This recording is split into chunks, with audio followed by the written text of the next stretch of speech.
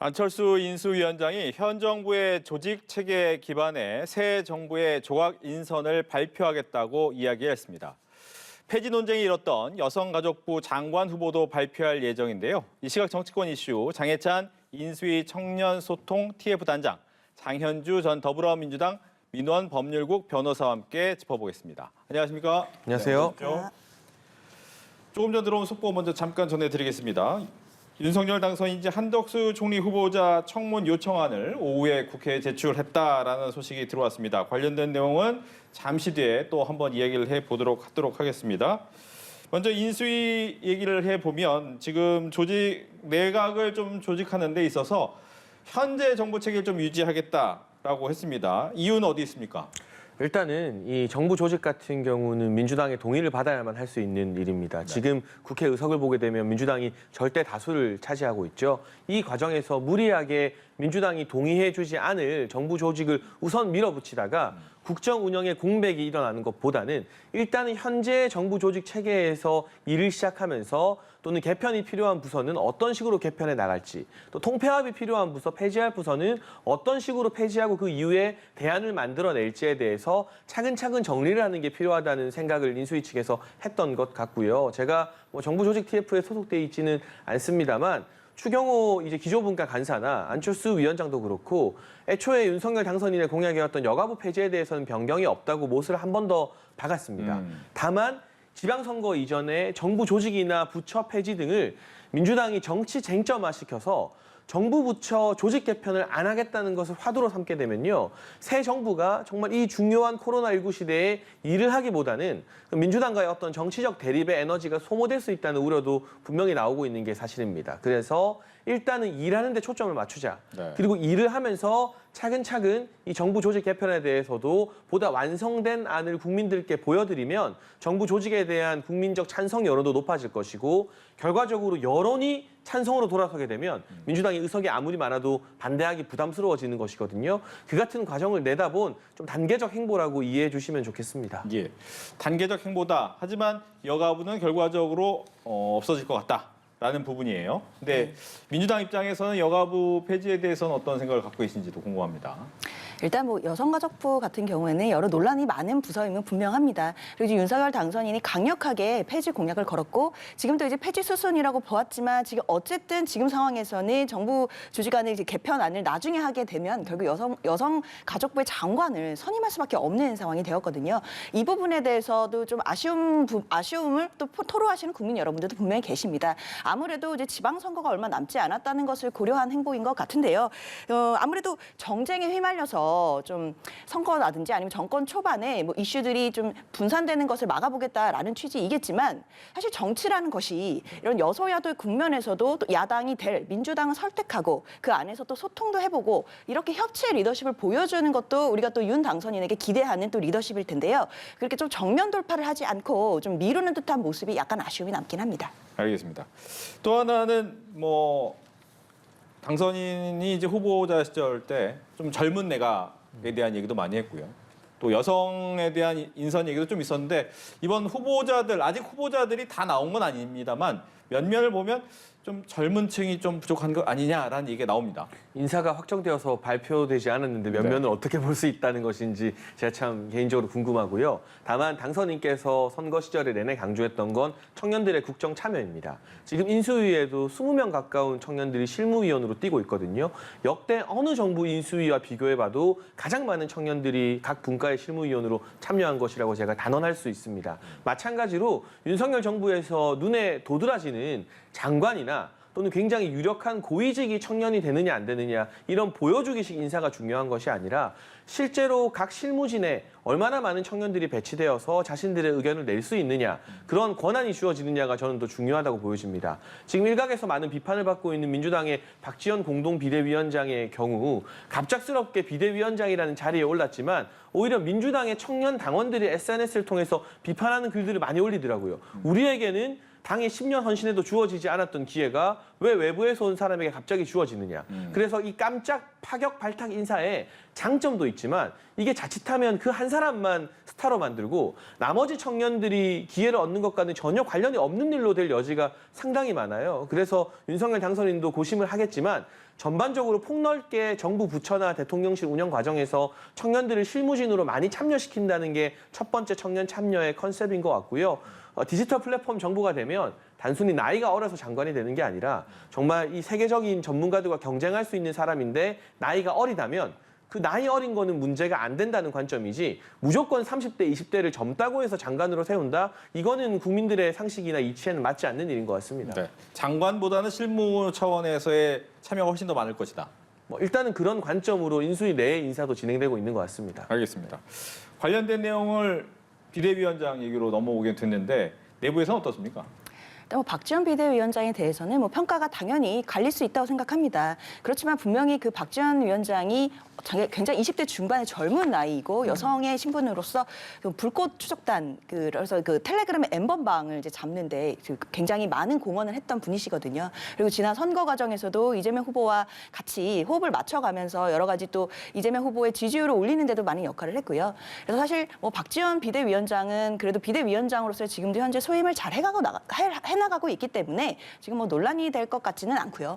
다만 이제 윤석열 인수위 같은 경우에는 아까 좋은 말씀 많이 해주셨지만 사실 처음에도 그 이른바 서호남이라고 해서 서울대 출신의 50대 남성들을 대부분이 준 주요직에 있다라는 우려가 있긴 있었습니다. 그래서 물론 이제 능력을 위주로 이제 뽑았다라고 하시긴 했지만 결과적으로 봤을 때는 사실 여러 지역이라든지 성별이라든지 어떤 세대에 관련해서 다양성 있는 목소리를 과연 들을 수 있겠느냐라는 부분에서는 아직도 좀 우려가 있는 것 같고요. 앞으로 이제 인선 과정에서 그런 청년이라든지 또 여성이라든지 또 사회적 소수자들의 목소리도 많이 좀 반영해 주셨으면 좋겠습니다. 네. 서원남 얘기 한번 해주시죠. 일단은 우리 사회에서 전문성이 있고 그동안 국정 경험 증명된 분들 중에 아무래도 서울대 출신이 다소 많을 수밖에 없는 것이고요. 또 50대 남성 관료나 전문가들이 많을 수밖에 없는 건데 저는 다양성을 추구하는 것도 중요하지만 그 다양성 추구는 정치의 영역에서 해야 된다고 생각을 해요. 국회에 진입하거나 또는 정치의 당직자로 활동하는 과정에서 청년이나 여성 그리고 세대별 다양성이 충분히 배려되어야 된다고 생각을 하고 다만 행정의 영역은 조금 다르다. 왜냐하면 행정이라는 것은 국가를 직접 운영하면서 우리 국민들에게 최상의 서비스를 제공해야 되는 의무가 있는 곳이기 때문에 다양성에 대한 실험이나 이런 폭넓은 인선은 정치권에서 더불어민주당과 국민의힘에서 조금 더 힘을 써야 될 부분인 것 같고 행정에 있어서는 다양성보다는 전문성을 최우선 가치로 하는 것이 정치와 행정의 좀 차이가 아닐까 하는 생각을 가지고 있습니다. 네. 이번에는 이제 한덕수 국무총리 후보자 청문회 얘기를 해보겠습니다. 앞서 저희가 잠깐 전해드렸지만 윤석열 당선인은 한덕수 국무총리 후보자 청문 요청안을 오후에 국회에 제출한 상태입니다. 그런데 보니까 고문료 받았다는 얘기 그리고 오늘 아침 이제 조간신문에 좀 나오긴 했는데 부동산 매물 논란이 불거지고 있습니다. 민주당 먼저 물어보죠. 청문회는 어떻게 예상을 하시는지요? 일단 한덕수 후보자 같은 경우에 이제 호남 출신이고 또 노무현 정부의 마지막 총리였기 때문에요. 인사청문회를 무난히 통과할 수 있을 것이다. 이런 얘기도 많았기도 합니다. 하지만 그 마지막으로 그 총리 인사청문회를 통과했던 시기는 15년 전입니다. 그렇다면 그 이후에 15년의 삶에 대해서는 당연히 송곳 검증할 수밖에 없는 것이고요. 특히 최근에 2017년부터 김앤장이라는 로펌에서 한 4년 정도 동안 18억 원의 초고액의 어떤 고문료를 받으셨다는 부분인데 이 부분과 관련해서 이미 시민단체에서 뇌물성이 아니냐 이제 이런 대가성 부분을 의심하면서 이제 고발이 이미 접수된 것으로 알고 있습니다. 사실 국민 정서에 이 부분이 맞는지 여부 이런 부분들을 민주당으로서는 당연히 검증할 수밖에 없는 부분이라고 하겠습니다. 예. 여기에 대한 얘기 듣겠습니다. 일단은 검증을 피할 수는 없는 부분이죠. 하지만 이 고액의 고문료라고 하는데 한덕수 지명자가 한국무역학회 회장으로 근무했을 때 연봉이 1년에 약 4억 정도였다고 합니다. 그러면 김앤장이라는 법률인 구성에 이게 로펌이 아니라서 말하는 게 좀 애매한데 이곳에 가서 고문했을 때 예전에 비해서 갑자기 연봉이 확 튀거나 이런 것은 아니거든요. 평균 4억대이기 때문에. 그 무역협회장으로서 받던 것과 비슷한 수준입니다. 물론 국민 눈높이에서 봤을 때 고액 연봉이라는 것은 부인할 수 없지만 공직사회에서 이 정도 경륜과 경험을 갖추신 분이 민간에서 역할을 하는데 이런 연봉 받는 것 자체가 터부시되거나 죄악시돼야 되는 그런 시대는 아니라고 생각하고요. 세계의 수많은 기업이나 또 세계의 다른 국가들과 경쟁을 해야 되는 지금 이 시점에서는 우리가 민간에서 또 경험을 쌓은 사람들을 공직사회로 다시 불러들이고 이분들이 임기가 끝나면 민간으로 돌아가는 선순환 사이클이 유지가 돼야 되는데 민간에서 이분들이 합당한 연봉 받았다고 다시는 공직사회로 못 오게 막아버리면 이 공직사회의 전체적인 역량이나 인선의 전문성이 점점 떨어질 수밖에 없는 거죠. 지금 국내 최대 포털 사이트의 여성 CEO가 40대 초반입니다. 아마 수십억 대의 연봉을 받을 건데요. 이런 젊고 유능한 세계 시장에서도 꿀리지 않는 전문가들 나중에 또 공직에 봉사하지 말란 법이 없어요. 제가 그분을 특정해서 말하는 게 아니라 예를 들어서. 그런데 그분들에게 포털 사이트 CEO 할 때 수십억 연봉 받지 않았냐 고액이다. 공직자 자격이 없다고 말하면 공직사회의 풀이 너무나 좁아질 수 있는 이 부작용도 생길 수 있기 때문에요. 네. 특별히 이 고문료를 받는 과정에서 우리가 흔히 말하는 나쁜 전관예우 등에 관여했다는 직접적인 증거가 없다면 청문회에서도 민주당이 이걸 무리하게 비판하기는 좀 어렵지 않을까 싶습니다. 예. 뭐 더 하실 말씀 있으십니까? 뭐 대부분 동의하는데요. 네. 당연히 이제 능력 있으신 분들이 민간이랑 그 공직을 왔다 갔다 할 수 있는 부분도 당연합니다. 근데 다만 김앤장이라는 곳은 이제 법률사무소고 사실 한덕수 후보자 같은 경우에는 법조인이 아니기 때문에 과연 거기서 고문으로서 그렇게 고액의 연봉을 받으면서 어떤 역할을 했는지에 대해서는 시민단체나 국민 여러분들이 의구심을 가질 수밖에 없습니다. 그래서 이미 법률 그 로펌에서 일을 하고 그 후에 또 공직으로 나가서 혹시라도 그 부분에 대한 대가성이라든지 뭐 뇌물 관련된 것이 없는지에 대한 고발도 이미 진행되고 있는 상황이기 때문에 그 부분은 검토가 필요할 것 같습니다. 예. 이제 지방선거 얘기해 보겠습니다. 지방선거 갔다 오면서 늘 선거 오면 쇄신안 나오게 마련입니다. 특히 이제 민주당이 대선에서 근소한 차에 패배를 했기 때문에 쇄신안이 조금 더 많이 나오긴 하는데 보면 이제 86세대를 좀 겨냥한 것 같아요. 특정 세대 50% 넘지 않아야 된다라는 공천 룰이 있는데 이 부분은 86세대들한테 좀 불리한 얘기인 거죠. 뭐 86세대를 뭐 특정해서 겨냥했다라고 볼 수도 있겠지만요. 그것보다는 오히려 이제 2030 젊은 세대들에게 더 기회를 열어준다라는 취지에서 보면 될 것 같습니다. 아무래도 이제 윤석열 인수위도 당연히 이제 청년에 대한 것을 분명히 생각하고 있는 것으로 알고 있고 그러나 그럼에도 불구하고 언론에서 뭐 청년들이 지워졌다라는 이제 또 비난도 받고 있는 상황이기 때문에요. 당연히 이제 민주당 입장에서는 더 민주당이 더 쇄신하는 안으로서 2030 청년들에 대한 몫을 더 열어주고 그들을 더 정치에 참여할 수 있는 폭을 열어주기 위한 또 쇄신안으로 보면 될 것 같습니다. 네. 국민의힘 같은 경우에는 경선 룰 조금 있던데 그 부분은 아직 결정 안 났습니까? 일단은 공관위에서 어떻게 확정 지을지는 모르겠습니다만 기본적인 기조 자체는 할당제보다는 뭐 당원 당규에 있는 가산점 정도. 근데 저는 할당제를 통해서 만약 들어오게 되면 다양성이 확보될 수 있다는 장점도 있지만 청년이니까 여성이니까라는 딱지가 붙어버려요. 제가 몇 년 전부터 방송 많이 했던 거 나이가 어려서 방송할 수 있었던 거 아니거든요. 그런데 정치권에 들어가서 청년 본부장이나 지금 인수위에서도 청년 소통 단장 직함을 달고 있으면 간혹 청년이기 때문에 특혜받는 것 아니냐는 시각이 있어서 뭔가 일을 해 나가는데 그게 오히려 제한이 되기도 합니다. 그래서 정말로 청년이나 여성의 이 정치권 참여가 현저하게 떨어진 시기에는 할당제가 필요한 순간도 있겠습니다만 지금 같은 국면에서는 청년이나 여성들이 당당하게 경쟁해서 경선에서 이길 수 있는 그런 공정한 룰을 만드는 게 더 낫지 않나. 그래야만 이분들이 구의회나 시의회에 들어왔을 때 아, 청년 비례네, 뭐 청년 할당이네라고 무시받지 않고 똑같은 한 사람의 의원으로서 의정활동을 더 당당하게 해나갈 수 있거든요. 그래서 정치권에서 이번에 국민의힘이 시도하는 뭐 PPAT 같은 적성평가나 토론 같은 경우를 공천 과정에 반영하는 새로운 시도를 내놓았잖아요. 네. 이걸 무조건 나쁘다고만 할 게 아니라 민주당에서도 또 다른 그런 경선을 공정하게 만들기 위한 룰을 또 제시해주고 주거니 받거니 경쟁을 통해서 제도개혁이나 공천 혁신이 이루어졌으면 합니다. 예. 뭐 비슷한 것처럼 이 정견 발표, 토론의 의무화 이 부분이 들어가 있어요. 네. 근데 그 부분에 좀 걸리는 게 2분 이상 스피치를 해야 되고 도리도리 금지라는 표현을 썼단 말이죠. 이 부분은 국민의힘 입장에서는 굉장히 기분이 나쁠 수 있을 것 같아요. 아유, 그럼요. 이건 표현상의 빌미를 준 거로 굉장히 부적절했다고 평가할 수밖에 없습니다. 사실 물론 이제 민주당 입장에서는 당연히 누군가 특정인을 뭐 윤 당선인이죠. 겨냥한 것 아니고 조롱의 의사도 전혀 없었다라고 말하고 저는 뭐 그렇게 진정성이 있다고 보긴 하지만 또 국민 여러분의 눈높이에서는 왜 또 하필 저런 말을 썼느냐라에 대해서는 분명히 문제 삼을 수 있는 부분이고요. 그리고 우리가 혁신안의 내용 중에 굉장히 좋은 내용들이 많이 있습니다. 근데 이 도리도리 도리도리라는 단어 때문에 사실 그 좋은 내용들이 너무 지워지고 이 도리도리만 남는 것은 아닐까라는 또 우려가 듭니다. 예. 요즘에 민주당 윤호중 비대위원장 발언이나 이런 것이 조금은 강해서 국민의힘 내부에서는 어떤 생각을 좀 하고 계신지도 궁금하네요. 일단은 민주당이 지선까지는 굉장히 강한 모습으로 또 이재명 시즌2의 모습으로 치르겠다는 의사가 확고한 것 같아요. 지금 거론되고 있는 서울시장이나 뭐 경기도지사 후보군을 봐도 그렇고요. 다만 지선에서 국민의 회초리를 받느냐 아니면 오히려 국민의힘이 견제구를 받느냐에 따라 민주당의 기조도 많이 달라질 것 같은데 제가 한 가지 아쉬운 건 장경태 의원이 정당 혁신추진위원장으로 혁신안을 발표했는데 뭐 스피치나 도리도리 금지 누가 봐도 윤석열 당선인을 조롱하는 내용 등이 들어있거든요. 이게 정말 필요한 정당 혁신 아닙니까?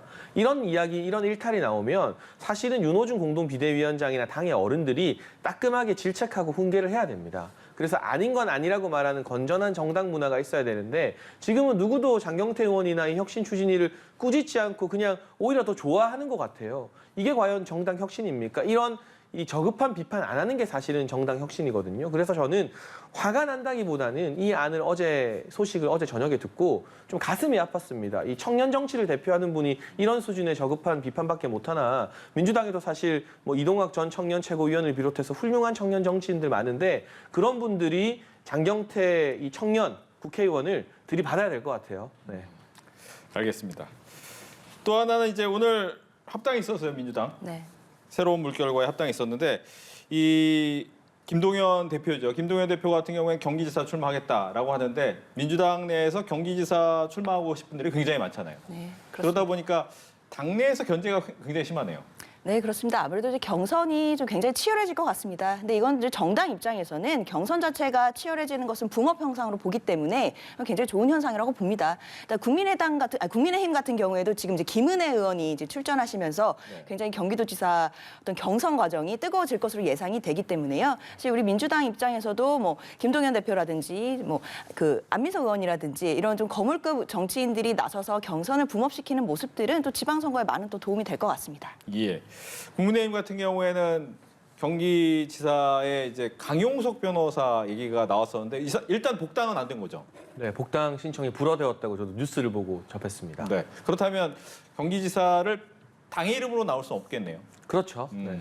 그리고 지금 이 많은 보수 정당 지지자분들이 정권 교체했다고 해서 끝나는 게 아니라 지방 권력 교체와 또는 의회 권력 교체, 그러니까 2024년 총선에서까지 유의미한 성과를 거둬야 정권 교체가 완성되는 것이다라고 대체적으로 공통의 시각을 가지고 있기 때문에 뭔가 이 보수 정당, 이제는 여권이 되겠죠. 여권을 분열시킬 수 있는 무소속 출마에 대해서는 결코 호의적이지 않을 거예요. 그런 부분을 뭐 강용석 변호사님도 잘 염두에 두실 거라는 생각이 들고요.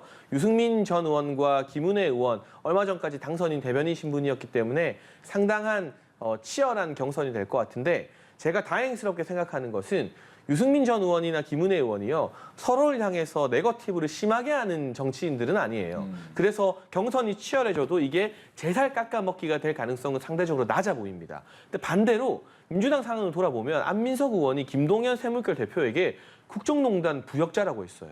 제가 알기로는 민주당에서 할 수 있는 가장 심한 비판이 국정농단 관련된 건데 염태영 전 수원시장도 뭐 4대강 설계자라고 비판을 했고요. 이런 식의 수위 높은 비판이 오가게 되면 이 붐업이 되는 경선이 아니라 제살 깎아먹기 되는 경선이 될 수도 있거든요. 그래서 민주당 비대위나 공관위 차원에서는 지금 나오고 있는 민주당 경기도지사 후보들의 발언 수위에 대해서 어떻게 컨트롤할 것인가, 어떻게 경고를 줄 것인가 이 부분이 참 골칫거리일 것 같습니다. 쉽진 않아 보이는데 또 하나가 이제 서울시 경선이 되겠습니다. 송영길 전 대표 같은 경우에는 일단 이제 경선에 참관하고 싶어 하는 것 같은데 당내에서 뭐 송탐 대실 뭐 이런 얘기도 나오고 붐업에 도움이 되고 싶다라는 본인의 뜻과는 좀 많이 달라지는 것 같기도 하고 어떻습니까? 일단 당내에서 여러 가지 얘기들이 나옵니다. 물론 이제 표현이 다르다 보니까 좀 갈등이 있는 것처럼 비춰지지만 사실 그 속마음은 다 한 뜻으로 보입니다. 제가 볼 때는요. 결국에는 이제 국민들께 민주당이 쇄신하는 모습을 보여드리고 진정성 있게 다가가서 이제 지방선거에서 또 진정성 있는 모습을 보여드리자 이제 이 측면인 것 같습니다. 그런 측면에서 과연 송영길 대표가 서울시장 후보로 적합하냐 그런 거에 대해서 의견이 입장들이 조금 달라지는 것 같습니다. 지금 뭐 친문 그 의원님들 같은 경우에 이제 공개적으로 반대를 하신 경우도 있으시긴 한데 또 송영길 대표 같은 경우에는 본인이 뭔가 서울시장의 경선의 후보자로 추대를 받겠다 이런 취지가 전혀 아니거든요. 마땅히 이제 경선을 거치겠다는 것이고 그 과정에서 본인이 어떻게 불쏘시개가 되겠다, 그러니까 당을 위해 좀 더 희생해보겠다 이제 이런 취지의 각오로 나오신 것이기 때문에 또 그런 또 진정성을 또 동료 의원분들이 알아주실 것 같기는 합니다. 적어도 민주당이 서울시장 선거가 굉장히 어려울 것이다라는 예측 때문에 얼마 전까지만 해도 굉장히 인물난이 있었거든요. 그런데 송영길 대표가 좀 나서줌으로써 좀 경선에서 어느 정도 주목도는 끌고 있다라는 판단을 할 수 있겠습니다. 예. 하나만 더 추가로 질문을 드리면 보통 이제 어느 당이나 개판 있게 마련인데 친문과 친이의 약간의 경쟁이 더 치열해졌습니까? 아무래도 이제 눈에 띄게 보이는 부분들은 있기는 합니다. 그렇지만 사실 정당이라는 곳이 원래 정치라는 곳이고 그 계파 다툼이라는 것은 그게 이제 말이 좋아 다툼이지 사실은 다 같이 잘 되기 위한 경쟁이거든요. 그리고 결국 이제 지방선거를 또 앞두고 있기 때문에 한마음 한뜻이 돼서 또 선거 때는 뭉칠 거라고 보입니다. 네. 지방선거 관련해서 국민의힘한테는 성남시장 좀 질문 좀 할게요. 성남시장이요? 네. 성남시장 같은 경우에는 여러 가지 대장동 관련해서 얘기도 많고 그렇기 때문에 또 하나의 격전지가 될 것이다라는 예상이 되는데 국민의힘에서는 성남시장 어떻게 보고 있습니까? 일단은 훌륭한 후보들이 많이 출마를 했죠. 김민수 당협위원장도 그 지역에서 오랜 기간 검증을 받았고 이기인 성남시 의원도 대장동 저격수로 활약을 했었고 그래서 흥미진진한 경선이 될 텐데 저는 민주당 입장에서 성남시장 절대 놓쳐서는 안 되는 지역일 거라는 생각이 들거든요. 이게 이재명 상임고문과 관련된 상징성이 있는 지역이기도 하고 무엇보다 성남 FC 문제가 걸려 있어요. 제가 이 정치평론가적 입장에서 봤을 때 이재명 상임고문의 아킬레스건이 많이들 대장동, 백현동 이야기하지만 그건 수사가 굉장히 깊이 진척돼야 되는 부분이고 성남 FC 같은 경우는 조금만 확인하면 나올 게 굉장히 많지 않을까 하는 추측을 가지고 있어요. 제가 얼마 전에 성남시 시장 권한대행 하셨던 분을 만나봤는데 그분이 시장 권한대행할 때도 성남FC가 업무 보고를 거부했었다고 합니다. 이런 상황이다 보니 만약 국민의힘에서 성남시장이 당선되게 된다면 성남FC에 잠겨있는 판도라의 상자를 열고 160억 원의 후원금과 관련된 진실을 밝혀낼 가능성이 대단히 큽니다. 그래서 국민의힘이 사활을 거는 만큼 민주당도 굉장히 노력을 많이 할 텐데 네. 현직 시장인 은수미 시장 같은 경우는 경찰 소환 조사받고 측근 채용 혐의로 뭐 난리도 아니잖아요. 출마하기로 했죠. 또. 네, 그러니까 완전히 새로운 인물이 나와야 될 텐데 김명욱 의원이 과연 현역 의원 배지라는 이 포기하기 힘든 기득권을 던지고 성남시장에 출마할 것이냐. 출마하면 정말 대단한 도전일 텐데요. 그런 선택하기가 쉽지 않거든요. 예. 그래서 만약 김병욱 의원이 안 나온다면 민주당 입장에서는 굉장히 힘든 싸움이 되지 않을까 싶습니다. 예. 김병욱 의원이 나오면 그 자리에 또 이재명 후보가 다시 또 구원 등판한다. 뭐 이런 얘기도 또 돌고 있어서. 만약 그 네. 시나리오가 현실이 되면 예. 제 개인적 입장이지만 국민의힘 입장에서는 그보다 더 땡큐인 상황이 없을 것 같습니다. 네. 어떻습니까? 굉장히 너무 자신감이 넘치셔가지고 제가 무슨 말씀을 드려야 될지 모르겠는데요. 사실 다 가정적인 얘기인 것 같습니다. 지금까지는요. 물론 이제 김병욱 의원이 그 성남시장으로 출마를 하시게 된다면 그러면 이제 그 지역구가 비니까 이제 보궐선거로 이재명 그 상임 고문이 출마하는 거 아니냐 이제 이런 얘기들이 언론을 통해 이제 흘러나오고 있기는 합니다. 네. 하지만 아무것도 결정된 건 없고요. 그리고 이제 성남시라는 부분은 사실 그 이재명 상임 고문의 정치적인 고향이기도 하기 때문에 당연히 의미가 깊고 민주당 입장에서는 성남시장 선거는 또 어떻게 본다면 또 전력을 투구해서 꼭 지켜내야 되는 지역이기도 합니다. 그런데 꼭 성남시뿐만이 아니라 어떤 지역이든 중요하지 않은 지역이 어디 있겠습니까? 그런 의미에서 민주당은 이번에 그냥 겸허한 마음으로 쇄신하고 국민들께 다가가는 모습으로 선거에 겸손하게 임해야 될 것으로 생각이 듭니다. 알겠습니다. 또 한 가지는 이제 어제 있었던 어제 출근길 챌린지 부분에서 민주당 의원들 얘기를 잠깐 해볼게요. 이제 민주당 의원들이 이 출근길에 이 휠체어를 타고 지하철을 타는 모습이 있었는데 아마 이준석 대표와의 그 장애인 단체와의 관련성 때문에 더욱더 많은 걸 보여주고 싶었다라는 생각이 듭니다. 어떻게 보셨는지? 저는 그렇습니다. 정치라는 게 사실 우리가 사회적 약자들에게 따뜻한 시선으로 바라보는 것, 그것부터 시작을 해야 되는 게 정치라고 본다면 사실 이준석 대표가 어떤 의도인지도 제가 잘 이해하겠지만 그래도 많이 아쉬운 지점이 분명히 있습니다. 그러니까 우리가 이제 장애인 여러분들이 사실 저렇게 이제 이동권의 제한을 받는 부분은 물론 서울 시민들이 출퇴근할 때 불편하신 부분도 있지만 저분들은 아예 통행의 자유에서부터 침해를 받는 것이기 때문에 그렇다면 저 사회적 약자인 장애인분들을 대해서 어떻게 우리가 따뜻한 시선으로 다가갈 것인지 이 부분을 정치가 좀 고민을 해야 되는데 근데 그냥 그 일반인의 어떤 시민들의 그 출퇴근할 때 불편하다는 측면과 그냥 동일선상에 비교를 해서 불편함을 강조하시는 시각은 사실은 장애인들이나 또 사회적 약자들의 입장에서 볼 때는 굉장히 좀 어려운 얘기 같긴 합니다. 예. 고민정 의원 아마 평소에 의원회관 출퇴근하실 때는 수행기사가 몰아주는 차를 타시겠죠.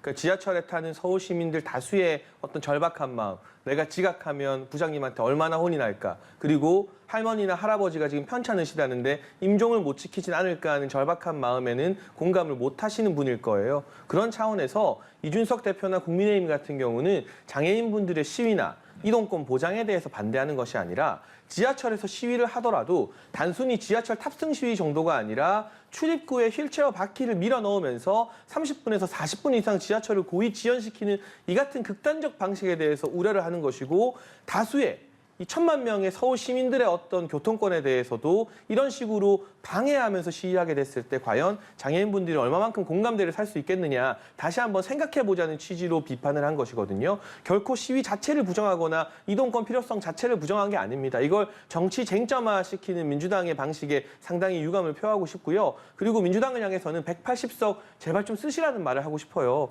임대차 3법 통과시키고 뭐 이 공수처 만들고 할 때는 패스트트랙도 쓰시고 180석도 쓰시는데, 국회의원들이 할 일은 저렇게 보여주기식 쇼하는 게 아니라 의원회관에서 입법하는 것이거든요. 180석 가지고 이동권이나 장애인 예산 관련해서 입법하시면 됩니다. 제대로 된 안을 가져오면 국민의힘이 왜 협조 안 하겠습니까? 왜 180석 가지고 있는 정당이 마치 80석 가진 야당처럼 저런 보여주기 쇼에 집중하는지 잘 모르겠습니다. 알겠습니다. 다음 질문은 한동훈 검사장 처분 소식입니다. 2년 만에 이제 최종 무혐의 결론이 났는데, 아무래도 민주당 입장에서는 이제 검수완박에 좀 더 강한 드라이브를 거는 이유로도 쓰는 것 같더라고요. 그렇습니다. 아무래도 한동훈 이제 전 검사장이 지금 이제 피의자 신분을 벗어났기 때문에 이제 정권에서 좀 요직에 등용될 가능성이 많이 높다라고 언론의 보도가 많이 나오고 있습니다. 사실은 뭐 이제 피의자 신분을 벗어났기 때문에 얼마든지 요직에 등용될 가능성도 저도 있다고 생각을 합니다. 근데 다만 이번에 이제 무혐의가 된 부분과 관련해서 그 국민 여러분들이 약간 아쉬워하시는 지점은 그 이제 한동훈 검사장의 이제 핸드폰이죠. 핸드폰이 포렌식이 되지 않았는데요. 그 되지 않았던 이유가 그 한동훈 검사장이 이제 비밀번호를 알려주지 않는, 즉 포렌식에 협조하지 않았다는 부분입니다. 그냥 검사라는 직분은 사실 공무원이면서 또 실체적인 진실을 이제 잘 파악해야 되는 그런 의무가 있는 공무원입니다. 그렇다라고 한다면 그 한동훈 검사장은 좀 검사로서 이 사건에 대해서 실체를 좀 더 국민들께 전혀 조금의 의혹도 남김없이 좀 실체적 진실을 해명했어야 되는 또 의무가 있었던 사안이기도 했는데, 그렇다면 포렌식에 조금 더 협조를 할 수 있는 방법도 있었을 것은 아닌가라는 아쉬움이 조금 남긴 합니다. 예. 그런데요, 핸드폰 포렌식 안 되고 비밀번호 못 열어서 무혐의 종결 안 되면요, 2018년도 이재명 전 지사의 형님 정신병원 강제 입원과 관련된 판결도 여전히 무혐의 처분하면 안 되는 겁니다. 그때 경찰이 이재명 전 지사의 자택을 압수수색해서 핸드폰 2대를 확보했죠. 비밀번호 제공했을까요? 포렌식 됐을까요? 다 아니죠. 그러니까 잣대라는 건 늘 일관돼야 되는데, 그때는 비밀번호 제공하라는 말씀 안 하셨던 분들이 유독 한동훈 검사장에게만 비밀번호 제공하라고 하고 방어권을 포기하라고 하는 건 일관된 잣대에 어긋나는 것이기 때문에 국민들로부터 내로남불이라는 비판을 받고 있는 것이고요. 이미 사건의 당사자인 이동재 전 기자의 핸드폰이 전부 다 공개되면서 그 안에 있는 녹취록과 메시지 등을 통해서 한동훈 검사장의 어떤 관여 유무에 대해서는 수사기관이 충분히 판단할 수 있는 근거가 있었습니다. 그러니까 정권이 바뀌어서 무혐의 처분이 나온 게 아니라요, 진즉 무혐의 처분이 나왔어야 되는데 11번이나 박범계 장관이나 추미애 전 장관, 이정수 중앙지검장이 뭉개고 뭉개다가 이제는 더 뭉갤 명분이 없어서 뒤늦게 해준 것이고, 여기서 강조하고 싶은 건 확정되지 않은 사실을 사실인 것처럼 단정지어서 한동훈 검사장의 명예를 훼손했을 뿐만 아니라 윤석열 당선인을 공격하는 데 앞장섰던 최강욱 의원이나 유시민 씨 같은 경우는 최소한의 유감 표명 정도는 하는 게 그래도 정치적 도리에 맞지 않나 하는 생각이 듭니다. 네. 끝으로 마지막 아이템입니다. 이 아이템 같은 경우에는 선관위 이야기인데, 선관위가 이번 대선에서 부실 관리를 좀 했죠. 하지만 여기에 대해서 이제 감사원이 감찰을 좀 하겠다라고 했더니 우리는 헌법상 독립기관이다 라고 얘기를 했습니다. 염치라는 단어를 제가 요새 자주 이야기하게 됩니다. 지난 대선 사전투표 날 어떤 혼돈의 아수라장이 펼쳐졌습니까? 정말 말도 안 되는 일들이 벌어졌고 가뜩이나 선거 관리의 공정성을 의심하던 분들 불신에 불을 지피는 역할을 선관위가 했는데 주말이라는 이유로 노정희 선관위원장은 출근도 안 했습니다. 선거날 출근 안 하는 선관위원장이 왜 그 자리를 지키고 있어야 됩니까? 지선을 앞두고 사퇴하라는 요구도 묵살하고 있는데 감사원의 적법한 감사까지 받지 않겠다는 것. 독립적인 헌법기관이라 하여도 감사를 거부할 명분은 어디에도 없는 것이거든요. 독립적 헌법기관이라는 말이 곧 치외법권이라는 말은 아닙니다. 국회의원들도 다 독립적 헌법기관이지만 요즘은 불체포 특권도 취소하는 게 하나의 추세 아니겠어요? 이런 식의 고압적인 자세로 나온다면 중앙선관위가 국민의 신뢰를 회복하기는 참 지난해 보입니다. 네. 일단 선관위가 헌법상 독립기관인 것은 맞죠. 그리고 당연히 독립성이 절대적으로 보장돼야 되는 기관입니다. 그냥 선거에서 심판 역할을 하는 곳이니까요. 그렇기 때문에 지금 뭐 위헌 소지가 있고 감사원의 감찰을 반대하는 목소리도 저는 충분히 타당하다고 봅니다. 근데 다만 지금 이렇게 선관위의 어떤 위상을 낮춘 것은 선관위 자체의 그 조직 내부에서 있었던 일들이었기 때문에요. 아무래도 조직 내부에서 또 통렬한 반성과 또 쇄신의 모습을 보여줘야 국민들께 저런 얘기를 할 수 있을 것 같습니다. 네, 이렇게 해서 정치권 이슈 두 분과 함께했습니다. 오늘 얘기 잘 들었습니다.